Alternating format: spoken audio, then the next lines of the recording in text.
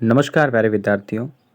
कक्षा 12 में अध्ययन करने वाले सभी मेरे छोटे भाई बहनों का इस यूट्यूब चैनल पर मैं हार्दिक स्वागत करता हूं।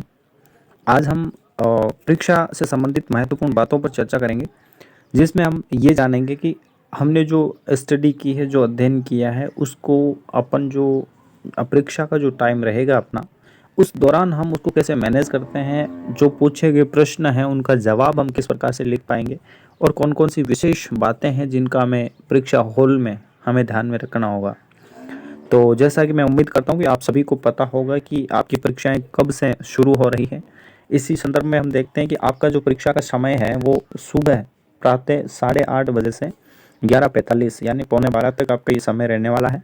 और 9 मार्च से ही देखा जाए तो आपके एग्ज़ाम जो है, बोर्ड एग्ज़ाम्स जो है शुरू हो रहे हैं और शुरुआत मनोविज्ञान से ही हो रही है। मनोविज्ञान वाले समस्त मेरे साथी, मेरे प्रिय विद्यार्थी जो हरावल सेना में है, जिन्हें सबसे पहले बोर्ड एग्ज़ाम का सामना करना है, तो आपको किसी भी प्रकार से कोई एग्ज़ाम का भय नहीं रहना चाहिए, बल्कि आपको खुश होना चाहिए कि आप सबसे पहले ही आपका जो है एग्ज़ाम कंप्लीट हो जाएगा। ठीक है, आपका विषय को पहले चुना गया है क्योंकि मनोविज्ञान एक बहुत अच्छा विषय होता है और जो कि आगे आप अगर शिक्षक बनने की अगर सोच रहे हैं तो उस एग्ज़ाम के लिए आपको बहुत ही महत्वपूर्ण सिद्ध होने वाला विषय है। मनोविज्ञान बेहद अच्छा विषय है जिससे आपकी शुरुआत हो रही है। तो 9 मार्च को आपका मनोविज्ञान का जो एग्ज़ाम है वो हो जाएगा। उसके बाद 10 मार्च को लोक प्रशासन का जो सब्जेक्ट है आपका, उसकी एग्ज़ाम हो जाएगी। इस प्रकार से आप सभी अपना-अपना विषय देख सकते हैं। जिस प्रकार का आपने संकाय ले रखा है, उस हिसाब से आप जो डेट है वो देख सकते हैं और मैं उम्मीद करता हूँ आप सभी को अपने-अपने विषय के बारे में और अपनी-अपनी जो एग्ज़ाम डेट है, उनके बारे में आपको सभी को पता होगा। ठीक है? इस प्रकार से आप देख भी सकते हैं कि कौन-कौन सा विषय है वो कितने तारीख जो है वहाँ आपको आयोजित होने वाला है। अब हम समझेंगे कि विशेष रूप से जो हमें इंस्ट्रक्शन दे रखे हैं, जो दिशा निर्देश हमें दे रखे हैं, उन्हें हम किस प्रकार से उनकी पालना करते हैं, आइए हम समझते हैं। सबसे पहला नोट है आपके सामने कि जो कोविड-19 महामारी को दृष्टिगत रखते हुए सरकार के निर्देशों की पालना करें और व्यवस्था सुनिश्चित की जाए। ठीक है? जैसे कि मास्क है ज़रूरी। ठीक है? मास्क है, सैनिटाइज़र है, इन चीज़ों का आप ध्यान रख सकते हैं। सैनिटाइज़र अगर आप ना भी लें, लेकिन मास्क आपको यहाँ पे लेके जाना है और पानी की बॉटल वगैरह जो जो दिशा निर्देश सरकार के दे रखे हैं, उसके हिसाब से आपको कोविड-19 की जो चीज़ें हैं, उनको फ़ॉलो करना है। ठीक है? दूसरा जो पॉइंट है अपना वो है कि जो उपयुक्त कार्यक्रम है परीक्षा का, इसमें कोई भी परिवर्तन होता है तो परिवर्तन होने पर समाचार पत्र के माध्यम से आपको सूचना दे दी जाएगी और किसी भी प्रकार की अन्य भ्रामक जानकारी से आप सावधान रहें, है ना? ठीक है, 3 नंबर पॉइंट आपका रहेगा कि जो परीक्षार्थी हैं, यानी आप लोग सभी, परीक्षा का समय और दिनांक जो है, इसका विशेष रूप से आपको ध्यान रखना है। भई किस डेट को और कितने बजे से आपका पेपर है, इस चीज़ का आप पूर्णतः ध्यान रखें। और जो स्पेशल नीड वाले जो है, विशेष आवश्यकता वाले जो बालक हैं, अगर वो 40% दिव्यांगता अगर रखते हैं तो उनके लिए 1 घंटा निर्धारित जो समय है, उससे 1 घंटा आपको अतिरिक्त दिया जाएगा और 75% या 75% जो इससे अधिक दिव्यांगता वाले जो हमारे भाई-बहन हैं, उनको एक श्रुतलेख भी देय होगा, यानी वो अपने साथ एक अपना श्रुतलेखक जो है वो लेके आ सकते हैं। ठीक है? यानी एग्ज़ाम लिखने वाला अपने साथ लेके आ सकते हैं। ठीक है? इसके अलावा जो अधिगम आक्षम परीक्षार्थी हैं, उनके लिए मिड केस में देखा जाए तो 1 घंटा उनको अतिरिक्त दिया जाएगा और जो मॉडरेट और सर्विसेज केसेस के अंतर्गत है तो उनको शुल्क भी दिया जाएगा। ठीक है? और जो प्रैक्टिकल एग्ज़ाम जैसे भूगोल जैसे हैं, भूगोल विषय के दिन परीक्षार्थी अपना जो इंस्ट्रूमेंट है वो बॉक्स वो साथ लेके आएंगे और परीक्षा कक्ष में जैसे ये चीज़ें आपको लानी नहीं है, जैसे कैलकुलेटर हुआ, मोबाइल फ़ोन हुआ, पेजर, डिजिटल डायरी वगैरह, जो भी आपत्तिजनक सामग्री है वो आपको नहीं लेके आना है।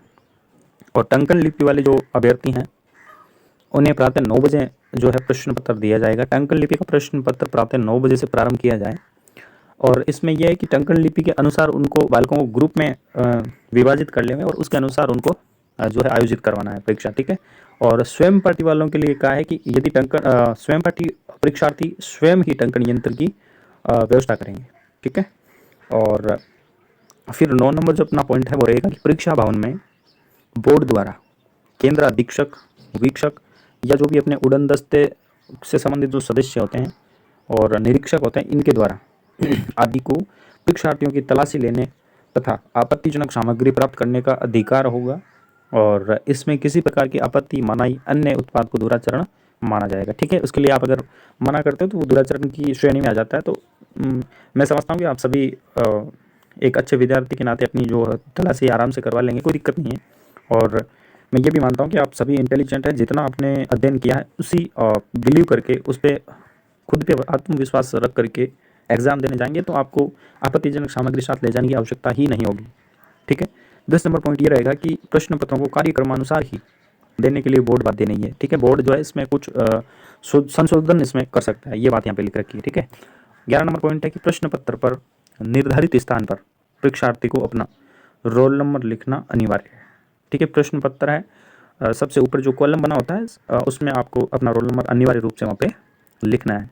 12 और अंतिम पॉइंट है अपना 12 नंबर कि प्रश्न पत्र हल करने के पश्चात उत्तर पुस्तिका के अंतिम लिखित पृष्ठ पर आपको समाप्त ये शब्द लिखना है और जो जितने पेजेस जो बच जाते हैं उनको आप तिरछी लाइन से आप कट कर सकते हैं। ठीक है, जैसे आपने ये अपना एग्ज़ाम कंप्लीट किया है और इससे आगे अब आपको किसी भी प्रश्न का जवाब नहीं देना है तो उस समय आप सबसे अंत में समाप्त शब्द लिख करके जो पेज बच जाते हैं उन्हें तिरछी लाइन से आप कट कर दीजिएगा।